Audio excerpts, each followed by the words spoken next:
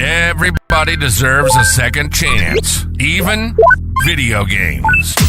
Welcome to the Second Opinion Podcast, where the reviews aren't always right, but we are. We're here to give you the gaming takes you didn't know you needed. We've been deep in the gaming world for 17 plus years, covering all the news, releases, and drama in the gaming world, and having a damn good time while doing it. Just because some website gave a game a low score doesn't mean it's a fail in our book. We're all about giving games that second chance, diving back in where others quit. And we should probably tell you that we're real and we're very loud and opinionated, and 90% of the time we're completely off topic. But that's why you'll love us. This is your Second Opinion.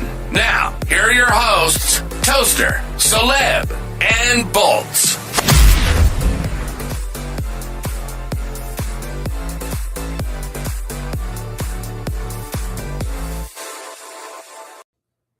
Hey everybody, what is going on? It is your friend Toaster McGee, and you are listening to episode 390 of the Second Opinion Podcast. I am joined by my amazing other host, co-host. I don't know how you say like other host. I wanted to switch things up tonight, so I am running the show. Yeah. For better or for worse. But yeah, I am joined by my partner in crime, my bestest bud, my bearded brother, Soleb. Hey, buddy, what's going on? Hey, what's up, man? Nothing much. How's your week been? Migraines are, I don't know. There's what something. you compare them to. They suck. Yeah, there's something. Yeah, they're definitely an interesting thing. But yeah, so it's episode 390. And as usual, we're going to start off with what have you been gaming? So, Celeb, what have you been getting yourself into?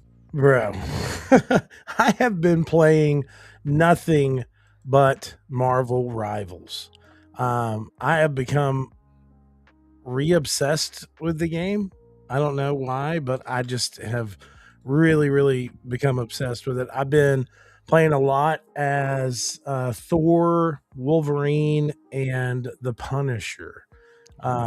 Yes. And then I just re-downloaded.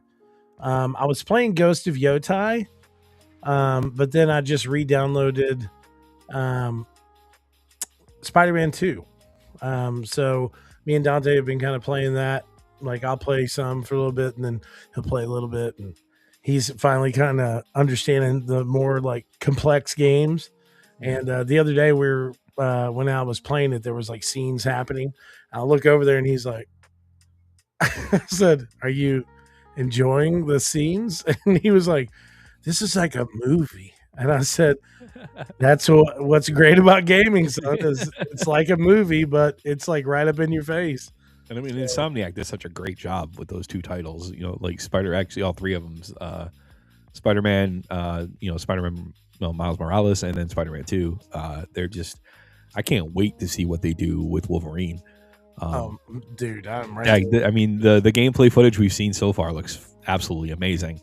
Yeah, I agree. I think it's going to be really, really awesome. So, like in playing Spider-Man 2, the seamlessness of the gameplay, like when you switch from Peter Parker to Miles Morales and come up on a group of villains, and just like the combat is like so Batman Arkham City-esque. Like it just flows perfectly. And then of course just the obsession of making sure you have every suit unlocked. You find as much as you possibly can. I think the only reason why I didn't like finish it off or top it off is like I have the game at 97% completion, and there's like 2 more things I have to do before I platinum the game. And I was like, okay, I've put a lot of time into it. I gotta stop for a bit. So, but it's just so good. It's so good, and seeing my son interact with it is even better, man. So, I need to pick those games back up because I mean, I stopped because I'm waiting for the inevitable Insomniac Spider-Man gut punch. You know, I mean, because the Spider-Man Miles Morales, you end up fighting your best friend.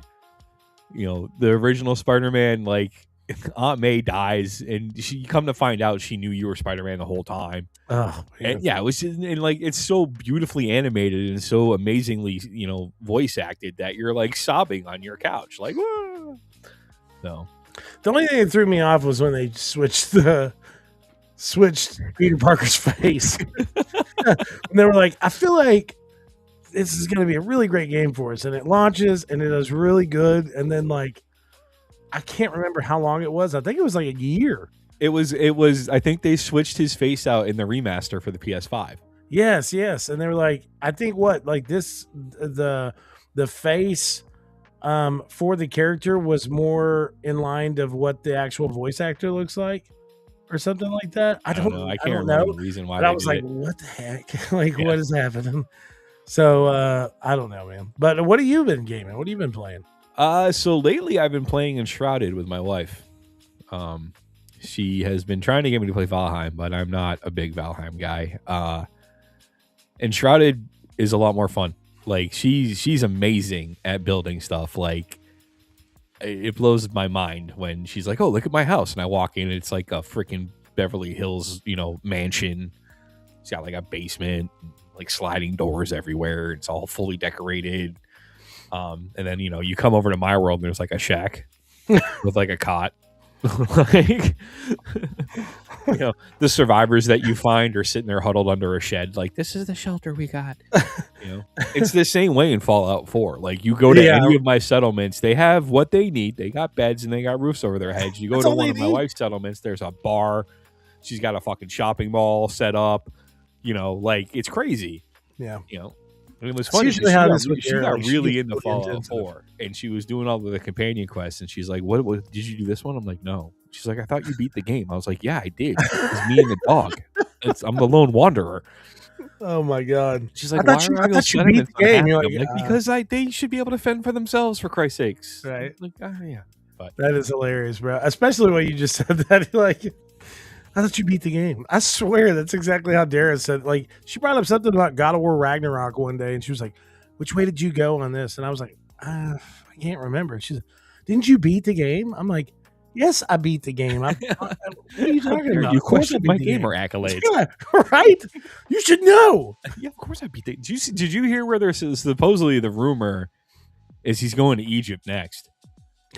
Dude, listen, I'll lose it.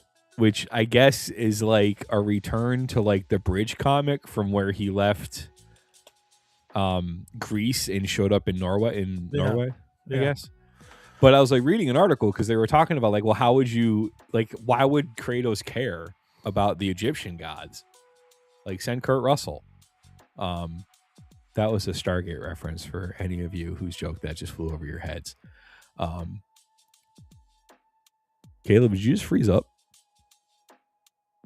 I think Caleb just froze up. So, hey, I'm running the show right now. So, yeah, anyway, so supposedly the whole idea is that the Greek pantheon comes at the Egyptian pantheon, except under the guise of the Roman deities, Saturn, Jupiter, those folks. Sorry. I don't know what happened. It dropped me. Toaster's like, it's my show now. I'm the host. Look at me. I'm the host. I'm the captain now. Oh my god! Did you catch my Stargate joke? I did not. I'm sorry. Oh, I was like, why are you sending Kratos over to deal with the Egyptian gods? Just call Kurt Russell. Right.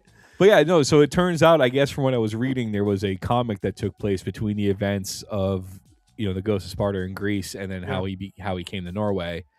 And this article I was reading was saying how you could get him involved, because like, really, why does Kratos care about the Egyptian gods? Like, they're doing their own thing.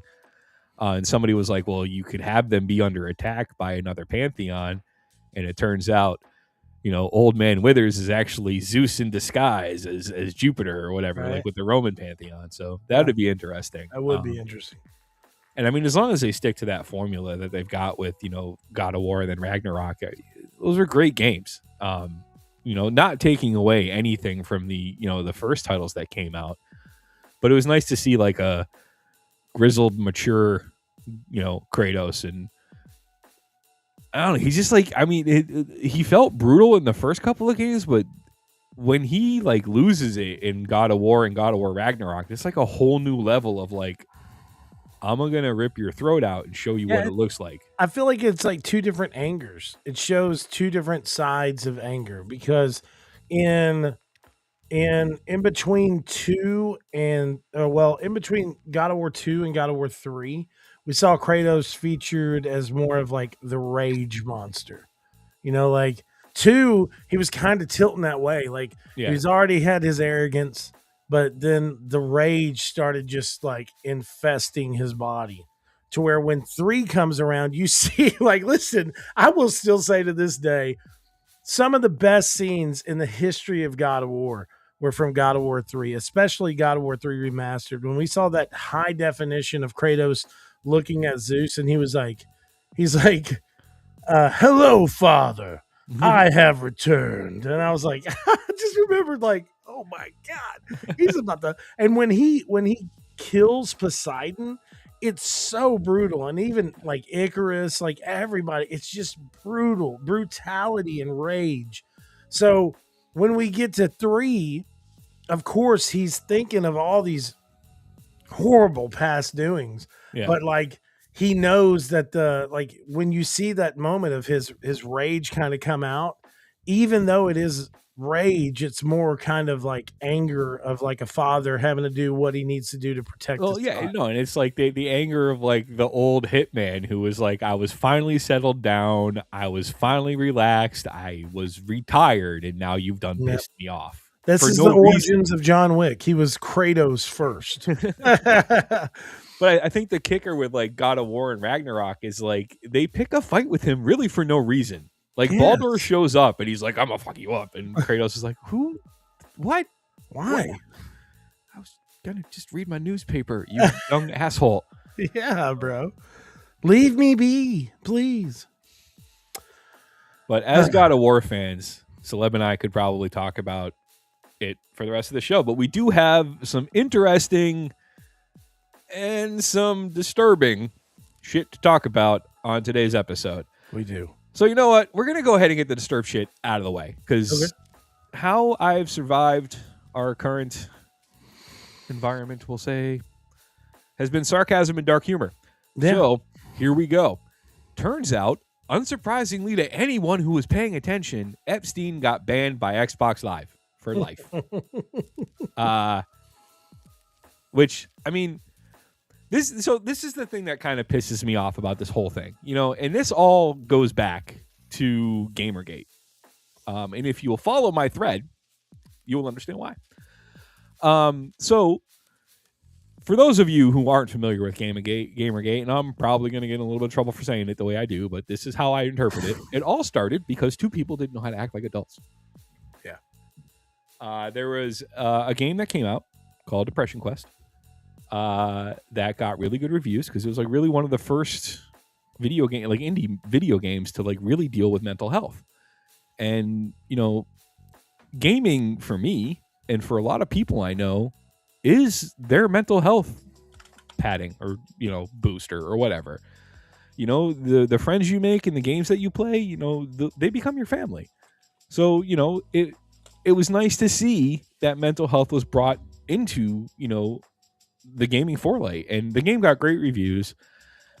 There was some shit that happened that I won't go into that, one person accused another person of doing some things, and then it turned into, well, maybe those things that the other person did led to the good reviews, and there was this whole shitstorm. And then the doxing started and blah, blah, blah, blah, blah. And that turned into a whole, like, 4chan bullshit, and just, it turned stupid. And all of a sudden, my safe little world of gaming was now getting poked and prodded by politics. Yep. And, the biggest thing about gaming is it's a community. Those of us that truly sit down and enjoy these video games, we enjoy them with friends over the internet. We enjoy them with our loved ones on a couch. We geek out like, I don't know. I mean, me getting the opportunity to talk to Cliffy B at a PAX and not talk about Gears of War, but sit there and talk to each other like just about Mass Effect. He wasn't the guy that created Gears of War in that moment. He was a friend and we were both geeking out about something we truly enjoyed. Yeah. And that is what the gaming community should be, instead of this divisive bullshit. And then, come to find out, fucking scumbag numero uno, not only was he banned from Xbox Live, but apparently he was speaking to somebody over emails whose name rhymes with Froby Botek. And there was a whole conversation about indoctrinating children into the economy by introducing microtransactions into video games. Oddly enough, this conversation took place right about the time that Call of Duty 2 was released. Right before they introduced microtransactions. Right before they introduced microtransactions. And you know what? We talked about microtransactions in the past. And if you go back to some of our earlier episodes, you would probably hear me getting on my soapbox and being like, microtransactions are bad. However, I do enjoy a good transmog. It's got to be, and honestly, like Destiny 2 got me with the whole Renegades thing when they're like, you can make your hunter look like Boba Fett. I was like, really? No way. And then, Blizzard does it with their pets and stuff. And sometimes they do, donations to charity and things like that. But, this whole microtransaction bullshit, like, what do you think of this, Celeb? Like, are you surprised, first of all, that a certain person who ran a certain video game company's name showed up in the list? I'm not. I'm not surprised either to see the other person that is named, headlines this list had ideology of microtransactions, especially since there's so much information that many people have tried to say that person also was one of the lead guys in creating like Bitcoin and the demand for Bitcoin and all this crazy stuff. So it's a wild thing, bro. It's really a wild thing. It is. I know it's taken time for things to change, and that doesn't just come with that doesn't just come with the games industry, but that comes with like everyone, like me. People across the world, as we've grown, we've tried to change over time. And not to be very political on the show today, but there have been times that even me having a very different opinion than my own family members over the last few years. And when it comes down to seeing this bleed into an industry that I really focus a lot of time into to get away from the stress of the normal world, and it bleeds into it and see it, it's disheartening to see. But at the same time, it's like, how do we not expect this? Yeah. So the way I look at it is positivity prevails. And we've got to understand that one person that was involved in those conversations with this horrible person no longer really is in the games industry. So we can hope that this doesn't continue. But it is a thing for sure. Whenever, like Toaster said earlier, the best way of saying what it said is, they wanted to introduce it to indoctrinate children into the economic system.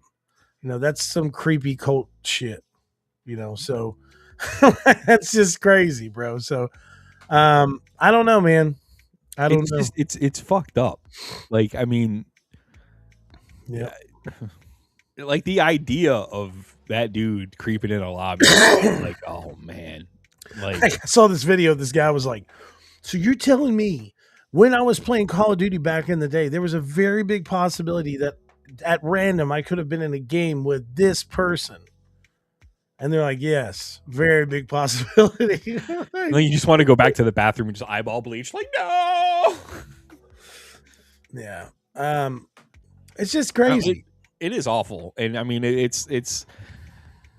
it sucks, like the whole microtransaction thing too, because it's like, the one thing that we lose ourselves in these games that we play, and then you get wrapped up in the fantasy of the action game you're playing, and the love and the warmth of the communities and stuff like that, and we're all having a great time, and then all of a sudden news like this drops, and you see like the fucking $sign underside of the gaming industry. And it's like, that reminder that there's people running these industries that don't really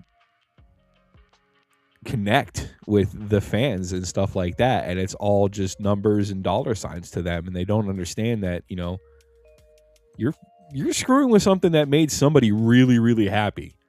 Like Activision, with World of Warcraft, the big changes that are coming with Midnight and already that got launched with the pre-patch. Like, I've seen friends of mine that have played the game for years going, man, I don't recognize my class anymore. There are some people that are very, very upset of, the major class changes that took place and things like that. And it's, it's disheartening when, these business decisions are made and like, I don't know where I'm going with this. It just sucks. No, I mean, it does. Yeah, it really does.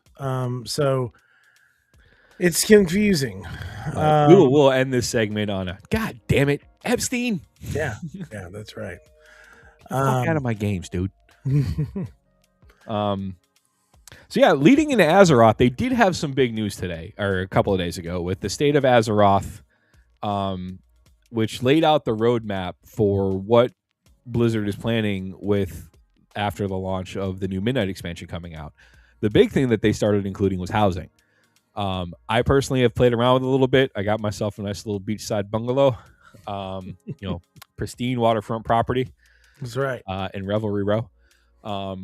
It's really, for those of you that are not big, like, I'm going to build something, it's like literally you put the house down and you start pinning stuff to, it's super easy. They snap you into it. I just want Blizzard's CGI team to make a goddamn video game. Right? Like, every single game they've released, they're like, even going as far back as the original Diablo, the cinematics on every Blizzard game are fucking amazing. And this is hilarious. Because my predictions were true. Raid bosses, dungeon bosses, drop furniture. You're going to be in a 20-minute raid boss fight, and you're going to roll need on a recliner because it matches your walls. So you are excited about this? I kind of am. I'm excited about it because it's, honestly, like, once you reach level cap previously in these titles and you were done doing the end game, all there was to do was really stand around your capital city on your mount looking superior to all the lobby players. Yeah. And I don't mean lobby players as an insult. I mean anybody who's like under like level whatever. But yeah, that was pretty much it. You signed on and you just kind of stood there. You maybe ran some weeklies or whatever. This gives you another outlet to do, and it allows you to decorate your character's home space with your taste. Yeah. And it's and the other reason I'm excited for it is because there's a chance that it'll get my wife to play World of Warcraft. Right. And I really want to see her tank. But it's something I've thought about forever. But they're turning this into an esport apparently from, the sounds of it. Like, they're getting some of the world's like top content creators in like design and stuff like that. Like these people that have built these like crazy fortresses in like Valheim or V Rising or, possibly even my wife with the mansions she builds in Enshrouded. But, I think it's an exciting new thing. And so far the experience has been really nice. It hasn't been challenging to do. You find yourself somehow amassing furniture, even though you're not really trying. And I've had a couple of surprises where it was like, oh, look, an ottoman dropped. So, oh, whoops, I'm sorry. I left that up there. But damn ottomans. The one thing I'm really excited about, but this won't be coming out until autumn of this year, is they're introducing something called Labyrinths. Now, Labyrinths. Currently they have delves, which are basically solo dungeons. You can go in there, you can set brand, fuck that guy, as a healer or tank or DPS. I seriously hate that guy. But they were short. Like, once you got geared, you could just rip through these things and be, perfectly fine. And they were awesome for people that have, like, people like me who have had some really bad experiences with pug groups in the past. this was an alternative way for me to get geared to be able to help my guild run raids. Yeah. So labyrinths are their play on a massive multi-wing delve. In the past expansions, we've always gotten these multi-wing dungeons, which are kind of like a callback to the original WoW when you had these huge raid runs and that took hours. Yeah. The biggest one was Tazavesh. It was split into two. You had the Market and you had Solea's Gambit. And I mean, even in Classic, you had Dire Maul and stuff like that, these huge multi-wing dungeons. And I am extremely excited to see Labyrinth and see them actually really do something more for the delving community. It's interesting. You work your way up through tiers. They get more challenging as you go, and you get like the delve bosses that you need to take out. And they even added like a little bit of a Dark Souls thing where if you are a character and you get taken out by a mob in the delve, it puts a little grave marker on there. It tells like your character name and what killed you. And so they're also introducing a prey system, which allows you to kind of go on hunts, for a target, which I think I'm going to have a blast with, considering I play main an assassination rogue. I feel like that's right up my character's alley. I'm really looking forward to it. It seems like it's going to be a really big expansion. Yes and no. You're going to have the first area, that gets released with the X-Pack. But really, if you sit there and play for a few days, you can burn through the story really quick. And then it just turns more into, getting ready to run the end game stuff with the raids. How they have expanded it is they have introduced seasons, which kind of continue the story as you go, and you get another raid, and then as the expansion closes up, you get the final raid, and you close up the final chapter until the next expansion comes out. This is going to be the second of a 3-part Soul Saga series that Chris Metzen talked about at Blizzard. Oh yeah. So and another big thing that that he said is you understand the fan base of WoW. They're adults now. They're not kids. Everybody's got families, jobs, and stuff like that, and they just don't have the grind time that they used to have. Which is something Metzen hinted at when he was like, we understand that, not everybody has the time to dump into this. And that was the introduction of war bands, which I think was a huge improvement on WoW. It allowed your characters to share your rep pool, and, you could get one character to max rep with a faction. So your new character could buy, comparable gear to at least get you into the early raids and stuff. Yeah. So, I am excited. I am a little disappointed. The character changes for some of the classes have been very extreme. There has been a bit of a learning curve for those of us that became dependent on the modding community. Things like deadly boss mods, weak auras, stuff like that doesn't work anymore.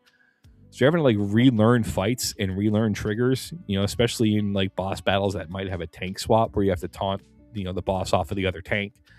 Those of us that had dead DBM would hear, taunt boss now. Now you actually have to watch the animations and like listen for the audio cues that are built into WoW.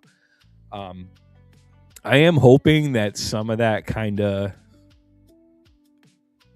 they open the bag a little bit.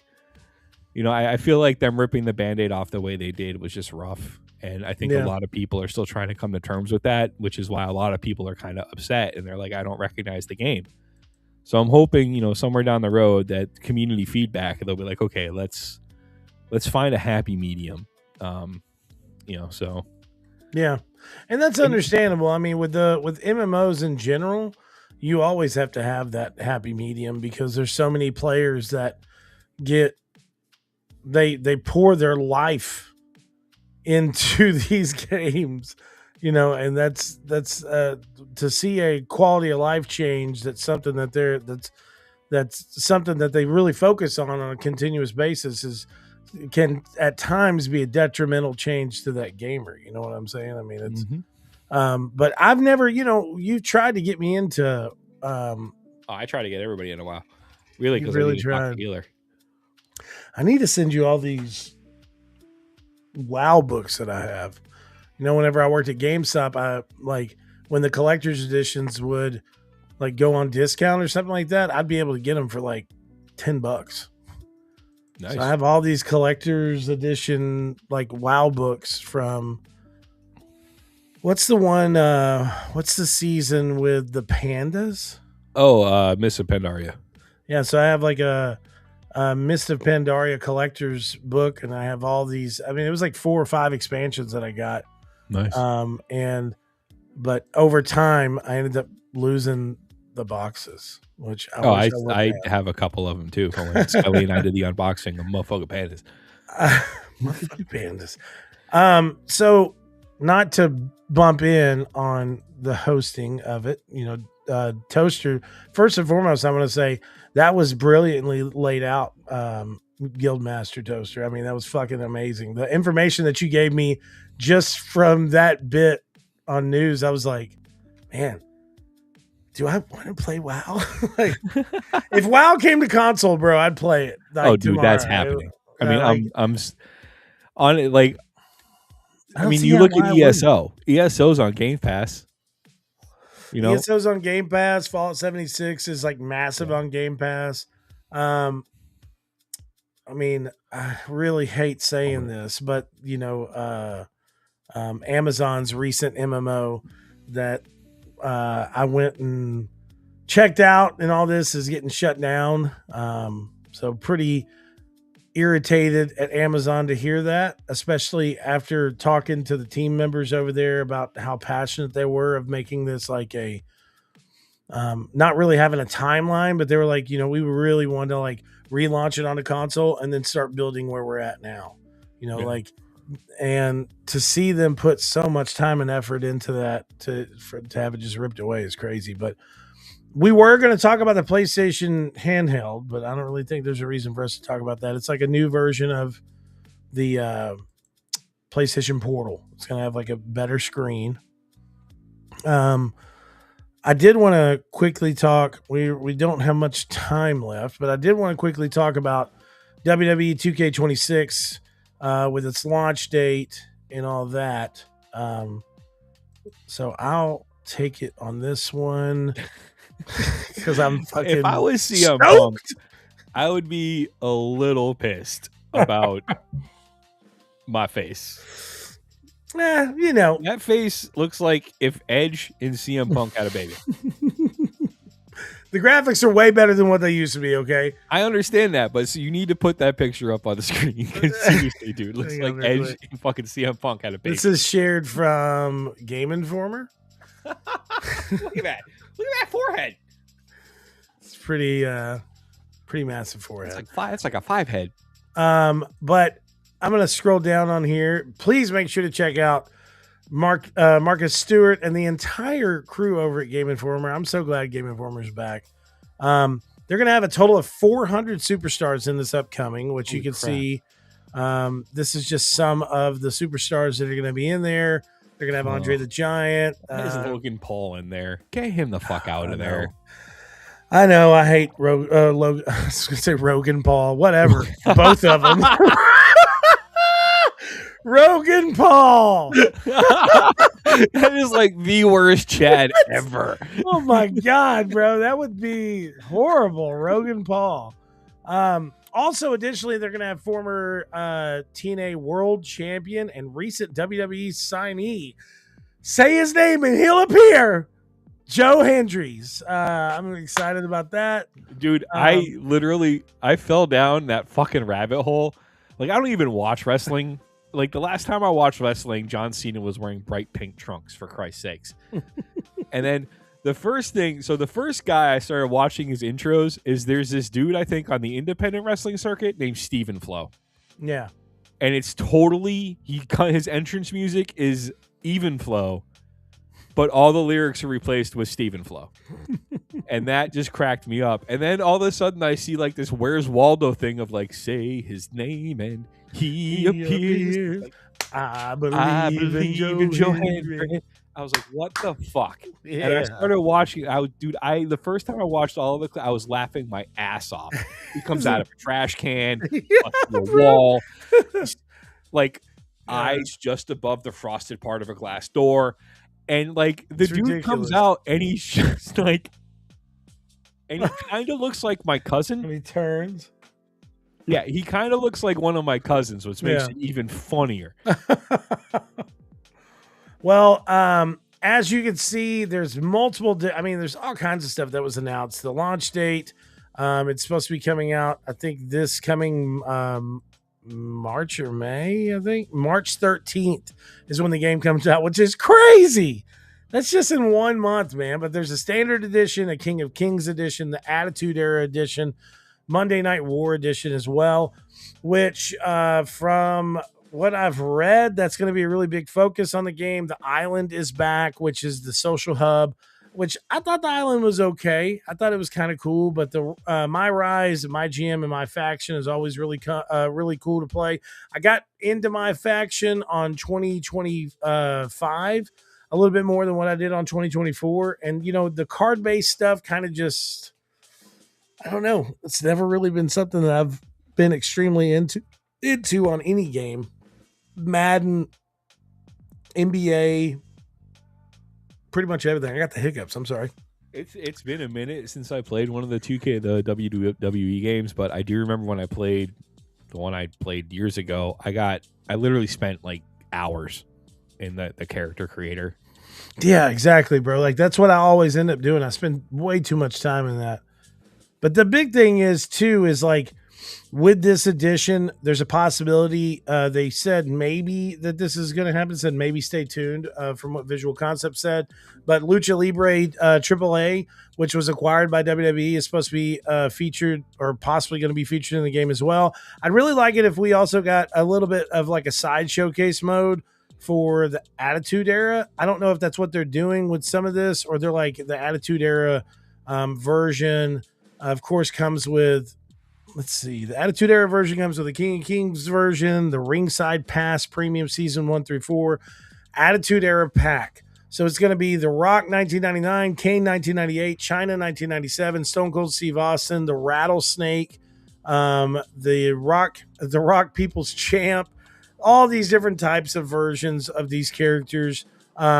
And then in the Monday Night War Edition pack, it comes with Shawn Michaels DX, Macho Man Randy Savage from 1998, WCW Thunder 1998, Arena, Diamond Dallas Page, and many others. So the Attitude Era was just something really cool. It was so edgy and stuff at the time that it came out, and having so many different crazy characters like Kane, Undertaker, Stone Cold, Triple H, the whole McMahon saga, Kurt Angle, Lita, the Dudley Boys, the Hardys. And then when WWE purchased WCW and having the whole Monday Night Wars thing, that was just nuts, bro. It was really, really crazy. But I think it's a cool addition. And I think we only have like 2 minutes left, and I'll say this shortly, but Xbox isn't doing good. All right. They're not doing good. So that's really the best thing. I mean, when you fire a shit ton of people and then close a studio that made a decent game, and it's crazy. Thrived because of the console wars. Yeah, and then to see Microsoft themselves come out as a almost in the comic, kind of separating themselves in that entity or in that instant and saying, Xbox hardware revenues decreased 25%. We're not making any money. It says this quarter, the Microsoft Cloud surpassed $50 billion in revenue, up 26% year over year. What did you think was going to happen when you rolled out Game Pass for PC? Mm-hmm. We had heard, several PAXs ago when they were releasing the original Xbox One. Yep. There was, talk among when they announced it and among the developers that it was built around the Windows kernel. Yeah. And, I think you and me talked about this before because, one thing that Amy Hood, the CFO of Microsoft, she says here, in gaming, we are committed to delivering great games across Xbox, PC, and cloud and every other device. And we saw record PC players and paid streaming hours on Xbox. So what I'm trying to get across to everybody is, Microsoft is making money on gaming. They are. There's not a question about it. But what we're seeing is Microsoft is taking a shift, and they're shifting away from, I'm telling you, I really will believe this. I think they're going to come out with one more console. I think we will see one more Xbox. Well, it's going to be this Xbox. Talked about that. I know that. I know. I'm just saying in the sense console PC hybrid type thing. I think this is going to be the last one. Like, I think in the sense, I'm not saying that it's going to be the last physical hardware that they release, but what we think of as a console, this is going to be the last one in our ideology of like a box that we go and purchase and buy and whatever. I think over the next 10 years, we'll see a lot of these massive companies move to more, like, I don't even know, like this will be your Xbox. Yeah. Something that you just plug in to your TV and it upgrades the quality, of your streaming. But it is something strange to think about. I don't know. But Toaster, I don't know. I think we're kind of short on time. I don't know. Well, I'll say this. I mean, the minute they announced the Chief was coming to PlayStation, that was it. Bro. Like, you're never going to hear Sony go, Kratos is coming to Xbox. Mm-mm. You'll hear Sony go, Kratos is coming to PC. Yeah. But the minute Microsoft was like, you know what? Master Chief is free. He can go on PlayStation 5. That was the flag. That was the... I really thought it was going to be a drawn out process. Like it was going to come out on Xbox. And then, a couple of years after that, they're like, okay, now it's coming to PlayStation. But they were like, it's coming to PlayStation. Like instantly. They were like, just rip the Band-Aid off. Let it happen. So the good thing is that maybe we will have a little miniature console war yet again. Because if it launches on PlayStation and Xbox at the same time, you know what I'm saying? Maybe we'll have server versus server. Like, I would love that. I'd love to see hilarious. Xbox players versus PlayStation players, because then we could do a true, instead of red versus blue, we can do a green versus blue. So, just saying. Speaking of red versus blue, if you are a fan, the entire series is now streaming on Amazon Prime. Yes. No. It's amazing. Ladies and gentlemen, that is going to be our episode tonight, because I have promised my wife I will play some Enshrouded with her. So thanks for tuning in. This has been episode 390. I hope you have a wonderful evening. And remember, I don't know what that was. Stay away from creepers on Xbox Live. Especially if they tell you that they can make a multi-trillion-dollar company. Especially if they say they're going to indoctrinate children into the economic system. Yeah. Run away. Go and tell someone you trust. All right, guys. Peace out.